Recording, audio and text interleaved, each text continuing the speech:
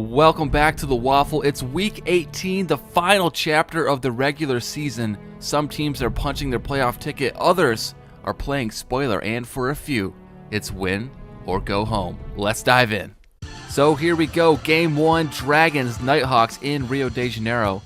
Nighthawks on a drive, Justin Herbert throws it out to his tight end Mark Andrews, puts the shoulder down and plows into the end zone, 7-0 Hawks.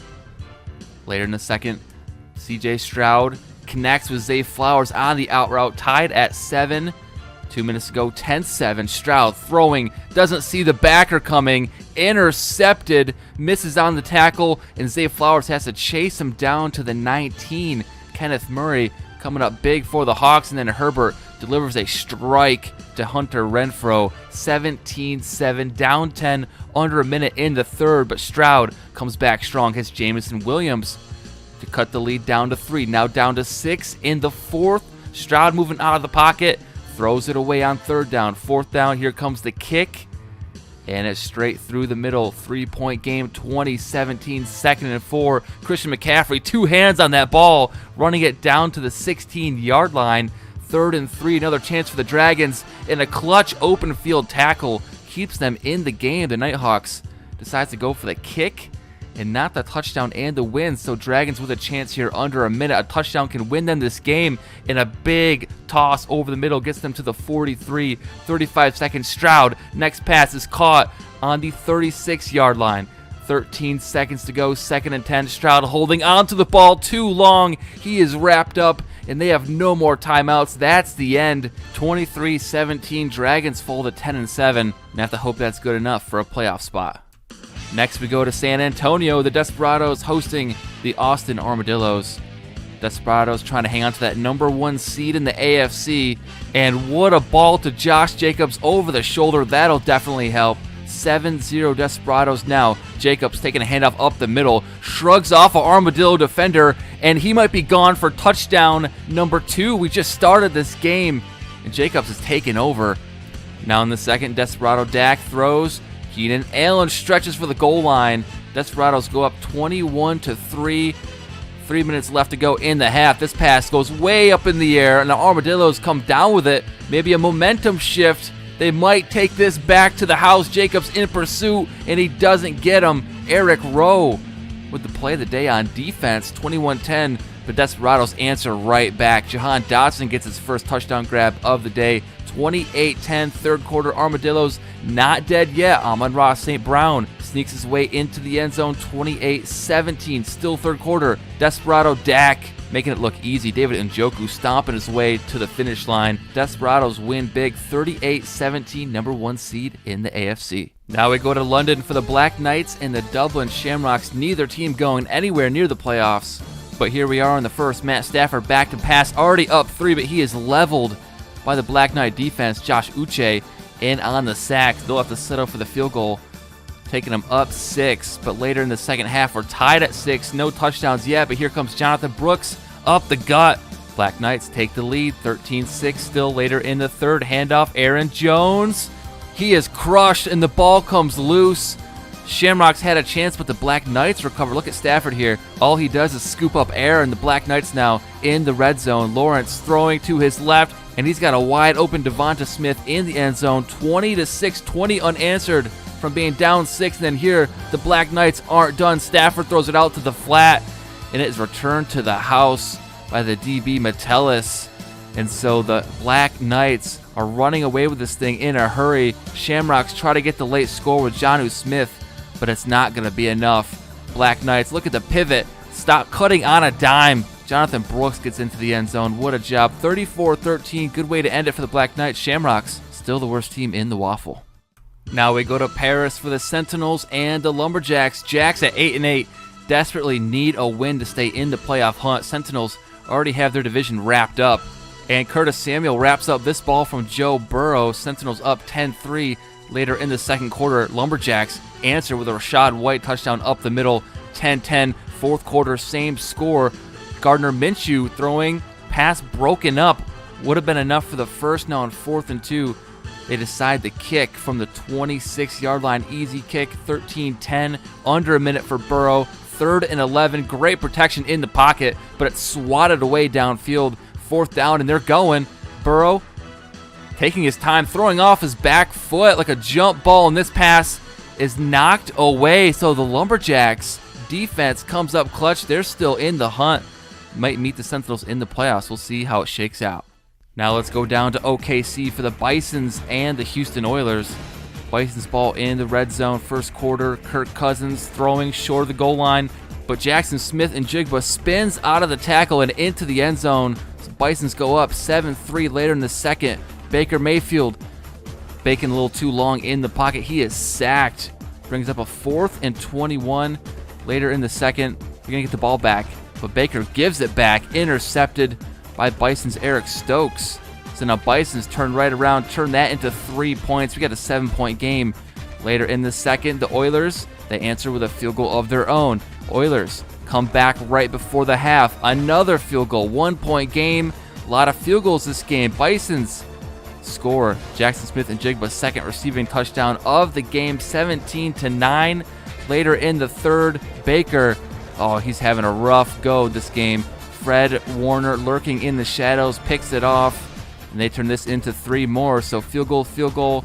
You guessed it. Oilers answer with a field goal, but keeps them within 8 points. They just need a stop on defense, and they've got it. Oiler hats flying to the ball. So here's Baker's last chance. So many turnovers this game, but he's got one more in him. Throws the pick 6 to end this one. Oilers go down in flames. Rock Ya-Sin head on a swivel. 27-12 final score. Bisons win. Now into the Huskies den we go. The 9-7 Huskies facing off with the 7-9 Monarchs. First quarter, Huskies down 3. Kenny Pickett slinging it to the right. Marvin Harrison Jr. all alone out there, going up the sideline and into the end zone. 7-3.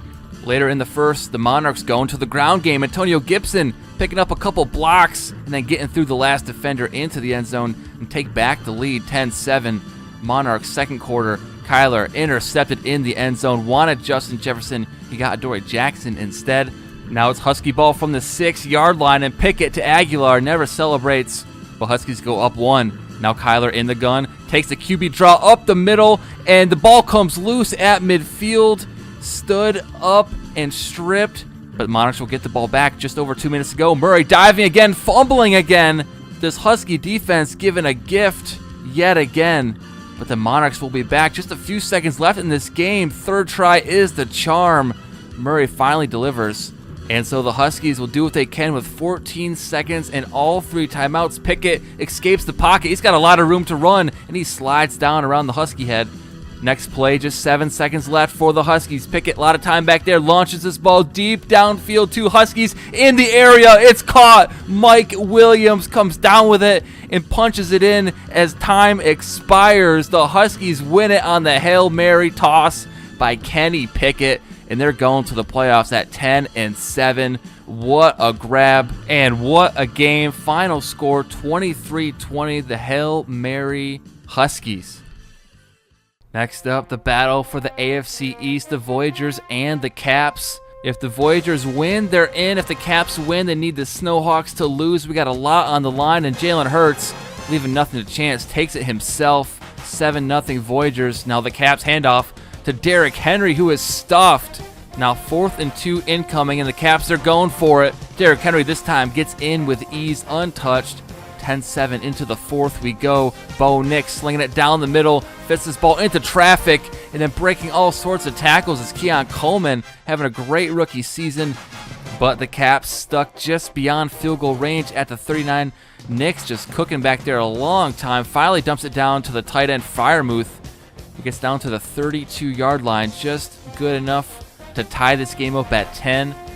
And so the Caps, they play defense, get the ball back with a minute to go in this game. 3rd and 7 complete. Freiermuth past the 40 to the 36-yard line. 30 seconds to go. 1 timeout left. Derrick Henry can't escape the rubble. Bodies flying everywhere. 4th and 2, under 20 seconds. And this kick is the go-ahead win, potentially. And so with no timeouts in under 10 seconds, Jalen Hurts gets got by the corner blitz. And now either the Caps or the Snowhawks will represent the AFC East in the playoffs. Now we jump over to Louisville, Kentucky for the Riverhogs and the Omaha Antlers.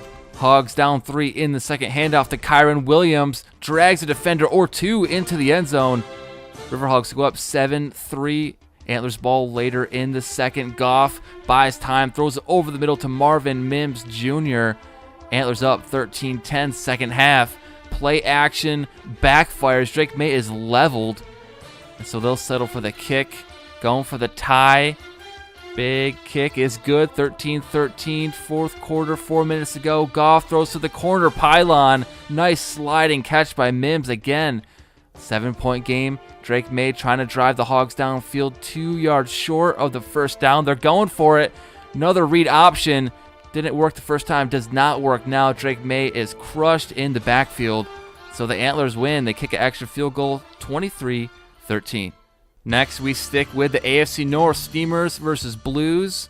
Blues, the only team with a winning record in the division. They got the playoffs all locked up, but the defense still coming out strong, forcing the fumble. Justin Fields coughs it up to Jonathan Franklin Myers. And so now the Blues in the second quarter. Play action. Caleb Williams connects with Zay Jones. Run after catch for Jones. 14-0. Later in the second, Justin Fields doesn't like what he sees. Going to tuck it and run. He actually had his back turned, so he couldn't see anything. But Fields bobbing and weaving and powering his way into the end zone after all. Took him a while, but he got there. Just a 4-point game. All of a sudden, the Steamers look out. It's Darius Slayton down the sideline. 42-yard touchdown grab. Top receiver in all the land. 2017, 2 minutes ago. Fields to Chris Olave joining in on the fun. 10-point game, under 30 seconds. The Blues will get one last touchdown here in the final minute, but it won't be enough. The onside kick goes straight into the hands of the Steamers. So Steamers end the year with a win. They go to 8-9. Blues with the loss. They'll be back. They won the division. They're going to the wild card. Next up, it's Wizards Orbits in Orlando. The Orbits are 9-7 and currently in the playoffs, but a loss here could make things awful murky. The Wizards get the first touchdown of the game. Bo Melton with the score, but the Orbits answer right back. Handoff up the middle to Alvin Kamara. 7-7 game. Now into the third quarter. Same score. 3rd and 11. The Wizards going deep, but Jalen Ramsey on the coverage says not today. So the Wizards settle for the field goal. It's good. 10-7. 2:45 left in the game. Carr nowhere to park. He is pummeled to the turf. Bradley Chubb with the sack. 3rd and 18. Now Carr, this time with some nice protection, checks it down. Josh Reynolds, oh, he is suplexed. These Orbits are taking a beating, but close enough for the game-tying kick. So under 2 minutes, the Wizards, they can win it on this drive. Tua takes off up the middle, picks up a block, tackled at the 40-yard line. Clock continues to tick. 3rd and 3, under 40 seconds. And Joe Mixon is stuffed by the Orbits. There goes their first timeout. Wizards kick the long field goal from the logo, but it's good. So 32 seconds. The Orbits have 2 timeouts and a kick return that could gain them some yardage, a hurdle and a juke, and suddenly they're starting with great field position near the 40-yard line. 3rd and 10. Carr fires over the middle. Waddle hangs on. There goes timeout number 2. 13 seconds from midfield. Carr throws down the sideline. Hit in the air. Waddle couldn't hang on. That would have been huge. Enough to tie at least. So Carr, 2nd and 10, burning the last timeout after the sack. There's Chase Young chasing him down. Now last play of the game. No more timeouts. No more time. And this ball has a chance. 2 Orbits in the area. Reynolds was one of them. Couldn't hang on. So the Orbits come up just short. Playoff hopes in jeopardy. Now in Vancouver, it's the Mounties versus the Portland Pioneers. Pioneers trying to improve their seed. They're already in the playoffs. And the Mounties just trying to end on a good note. McCarthy to Knox. That's going to do it. 7-0 Mounties. And then off tackle, there goes Allen Robinson the second. Revitalized. 14-0. Pioneers down big. But in the second quarter, Kendrick Bourne with a touchdown grab. 14-7 now. J.J. McCarthy throwing it sidearm to the back of the end zone. Mounties score again. Jamar Chase, 2 feet down, 21-7. Minute 30 to go in the half. Mahomes fires it in. It's a close one, but Kendrick Bourne gets touchdown number 2. 21-14, 43 seconds, and McCarthy's back. 4 touchdowns in the first half, 2 for Knox. 28-17, second half now. X Factor lighting up for Mahomes. Throws it between 4 defenders, and Cooper Kupp gets the score. Just a 5-point game now. end of the third, and the Pioneers take the lead. Cup with touchdown number 2, but the Mounties, they tie things up with the field goal on 4th and 28, but the Pioneers answer right back with the 34-31 go-ahead kick. Under 10 seconds, McCarthy gets the pass to Knox, but he can't get out of bounds. And there goes the game. Pioneers with a comeback win, 34-31. Now down in Mexico, the Golden Eagles hosting the San Diego Dreadnots. Dreadnots not going anywhere. Golden Eagles, they are for sure playoff bound with a win. And look at Calvin Ridley high-pointing this ball and returning it to the house. 7-0 Golden Eagles. Later in the first, they're back in the red zone. And QB Brock Purdy going back to Ridley. Touchdown number 2 in the first quarter. Now it's the Dreadnots on a drive. 1 minute to go in the half. Mac Jones to his back. David Montgomery, the rushing leader, gets a receiving touchdown. And now it's just a 7-point game. Very next possession for the Golden Eagles. Play action. Purdy downfield to Puka Nacua, who is burning the Dreadnots fleet on his way to the end zone. Now second half, Golden Eagles up 17, but Purdy throws this ball into coverage and is intercepted at the goal line. And somehow, Jeremiah Owusu-Koramoah is not going to be caught. He's going to go 96 yards. And just like that, the Dreadnots are back in it. Down 10, handoff up the middle. Montgomery punches it in the end zone, down 3. And here at the end of the game, final drive, down 6. Mac Jones just misses a wide open DK Metcalf. That could have blew things wide open, but 4th and 24, checks it down too short of the sticks. And so the Golden Eagles hang on from the Dreadnots comeback, 27-21. Now in Salt Lake City, it's Elks, Aviators. Elks need a win to guarantee a spot. They're on the bubble. Aviators already in and playing well to start. Josh Wiley gets the first score of the day, up 7. Lamar Jackson booting out to his right, going to tuck it and run for the first, but is caught 1 yard short, surprisingly. But they're going for it. 4th and 1. The Elks going up the middle, and it pays off. They get the blocking, and Bijan Robinson is in for the tie. 10-10 right before the half. Aviators moving the ball down to the 1 yard line. There goes their last timeout, and then Anthony Richardson had nothing but open field in front of him. 17-10. Third quarter now. Richardson firing over all the Elks. McCole Hardman burning the secondary. 24-10. The Aviators starting to pull away in a big way. McCole Hardman touchdown number 2. 21-point difference. Lamar Jackson trying to scramble on 3rd and 19, but he coughs the ball up. The Aviators recover and just about win this game and secure the 2 seed in the playoffs. Elks fall to 9-8. We'll see if they make it. Right now, they're in jeopardy. Now we go to Oakland for the in-state rivalry matchup. Condors, Redwoods. Condors ball in the red zone. Josh Allen takes off running the defense. Caught off guard. And they go up 7-0. Second quarter, same score, 3rd and 2. Josh Allen, if it worked once, it'll work again. This time he had to work a little harder. But now the Condors up 2 scores.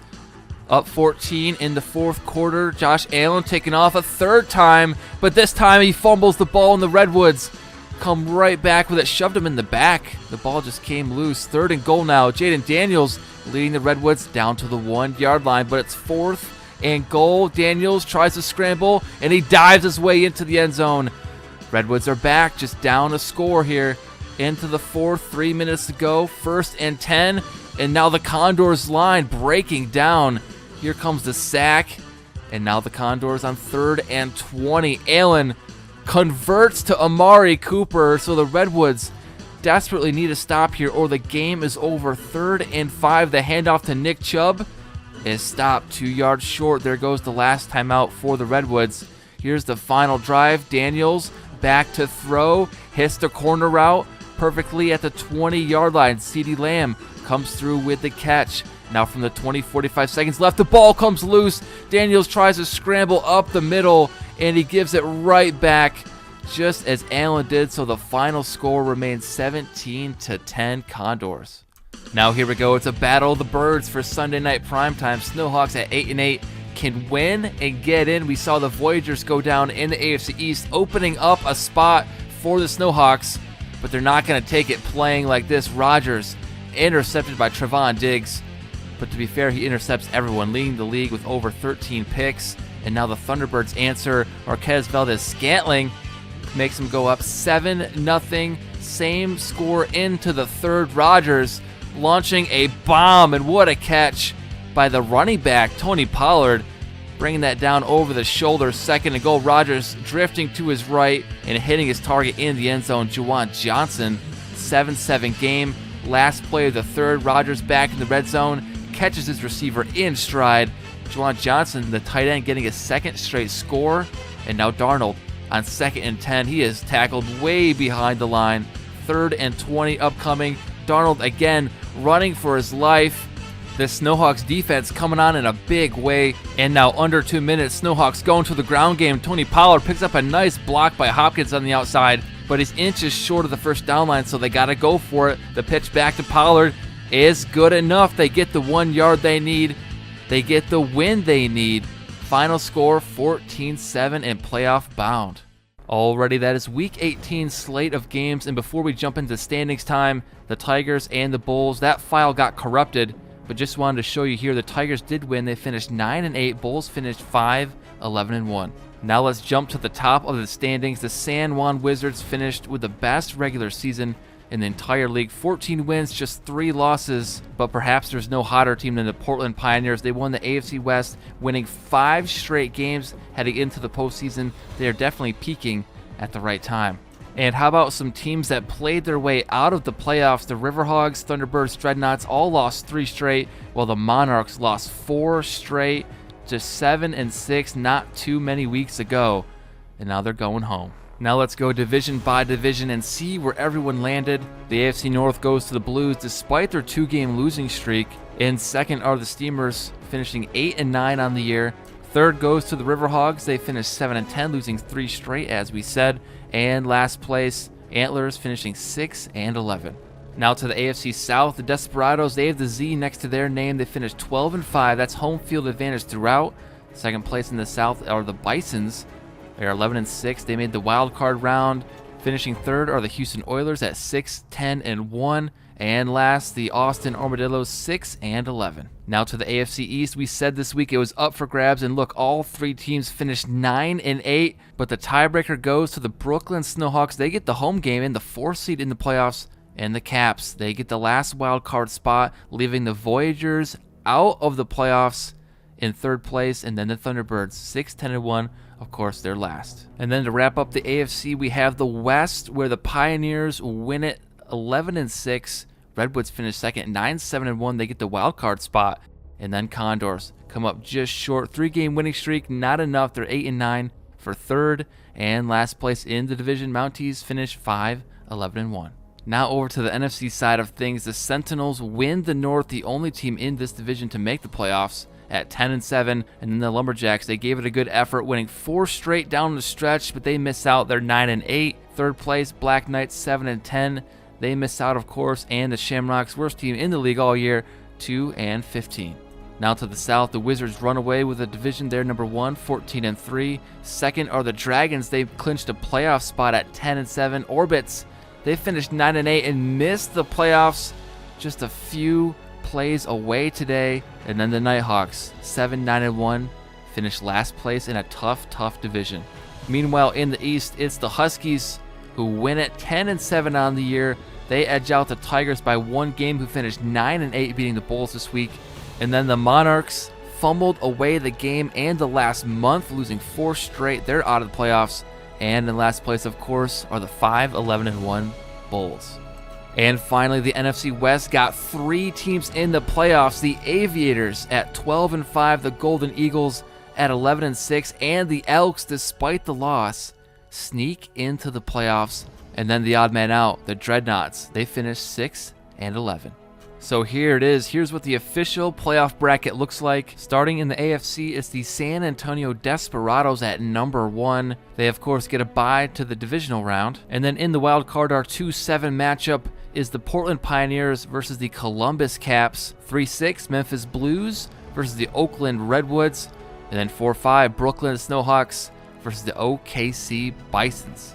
In the NFC, the Wizards are number 1. We'll see them in 2 weeks after the bye. Then our 2-7 matchup is a rematch. Albuquerque Aviators versus Salt Lake City Elks. Then in the 3-6 matchup is the Paris Sentinels hosting the Rio de Janeiro Dragons. And finally, the 4-5 matchup, the Anchorage Huskies taking on the Golden Eagles of Mexico City. Now with the season over, let's jump into the stats. 2 quarterbacks threw for over 5,000 yards. Mahomes beat Dak Prescott out by 2 yards, 5,062 to 5,060. And right behind him was Aaron Rodgers with 4,770 yards.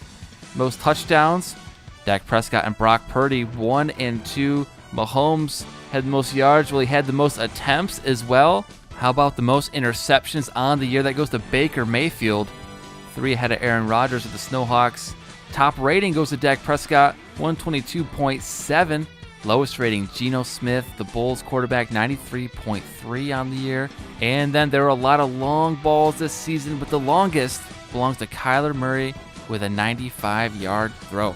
Now let's get to the running backs. Isaiah Pacheco carried the ball more than most. He got over 1,000 yards on the season. 7 backs went over 1,000. David Montgomery led the way, only back over 1,200, followed by Rashad White, Jonathan Taylor, Derrick Henry, Saquon Barkley, Breece Hall, and Isaiah Pacheco in 7th.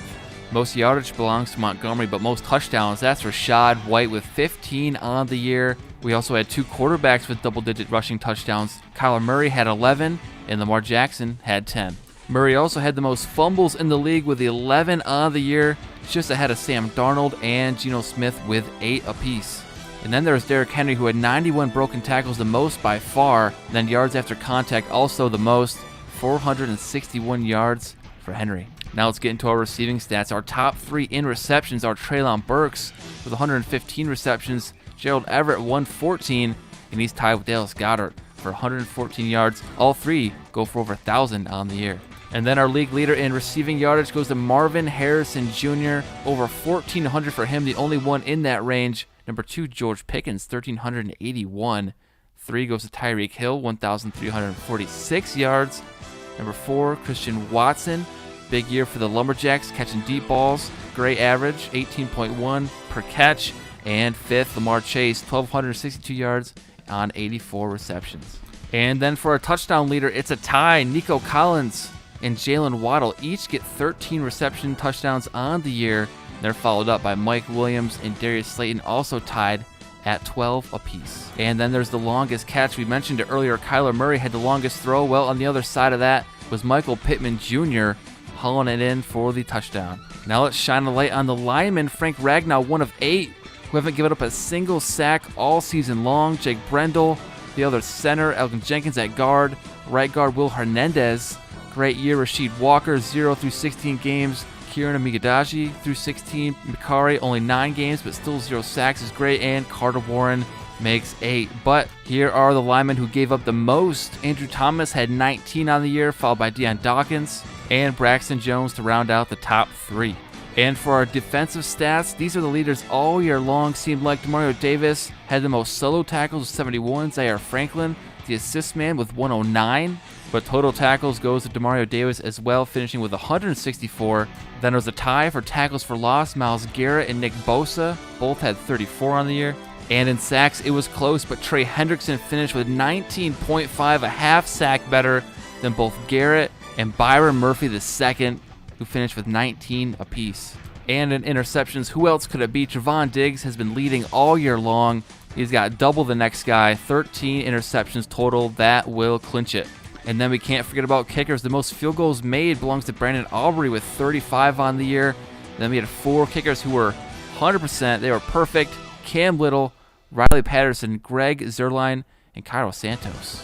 But the longest kick of the year by far belongs to Brandon Aubrey, a 65-yarder. No one else was even in the 60s. Next longest is Evan McPherson with 59. And now on punting, Logan Cook of the Dreadnots had the most with 67 punts. They went for the most yardage, 2,818 punt yardage on the year. But who could pinpoint him inside the 20? That was Mitch Wisniewski for the Snowhawks. And elsewhere on special teams, we had some returns. 3 went for touchdowns. The Sentinel, Elijah Moore, with 1. The Voyager, Isaiah McKenzie, with another. And lastly, we had the Thunderbird, Ashton Doolin, with the 3rd return of the year.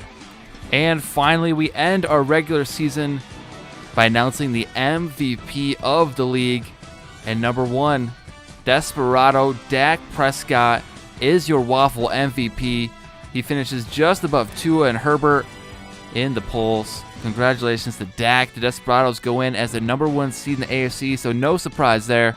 And then for a Coach of the Year, it's been Dennis Allen all year long. If you've been keeping up, the Wizards had the best record, so not a surprise to see him here as well. So there you have it. Desperados quarterback Dak Prescott is your MVP. Coach of the Year is the Wizards coach Dennis Allen. And now we move on to next week's slate of games, the WAFL Wild Card round. Thank you everyone for watching, and I'll see you next time for the Wild Card.